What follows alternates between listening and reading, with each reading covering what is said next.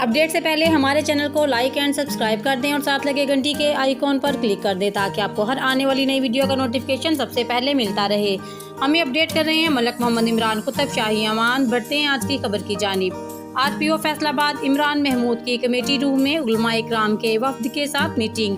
बैनुल मसालिक हम आहंगी के क़याम के लिए उलमा इकराम का किरदार लायके तहसीन है। अमरोज़ आरपीओ फैसलाबाद इमरान महमूद से बैनुल मज़ाहिब अमन कमेटी पाकिस्तान के चेयरमैन पीर मोहम्मद इब्राहिम सियालवी की क़यादत में वफ्द ने कमेटी रूम आरपीओ ऑफिस में मुलाकात की। दौरान मीटिंग अमन व अमान के क़याम, बैनुल मसालिक हम आहंगी और मुआशरा में इसार और रवादारी को परवान चढ़ाने जैसे अमूर ज़ेरे बहस आए।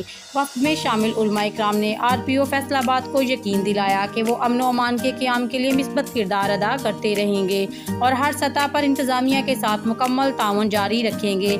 इस मौका पर आरपीओ फैसलाबाद इमरान महमूद ने इजहार ख्याल करते हुए कहा कि इस्लाम अमन, मोहब्बत और इसार का पैगाम देता है और मुआशरे में बैनुल मसालिक हम आहंगी के क़याम के लिए उलमा इकराम ने हमेशा कुलीदी किरदार अदा किया है। पुरअमन फ़िज़ा कायम रखने के लिए इंतज़ामिया, पुलिस, उलमा इकराम और अवामी नुमाइंदे एक पेज पर हैं जो कि इंतहाई खुश आइंद हैं। इन्होंने उलमा इकराम के तामुन और यकजहती पर इनका शुक्रिया अदा किया।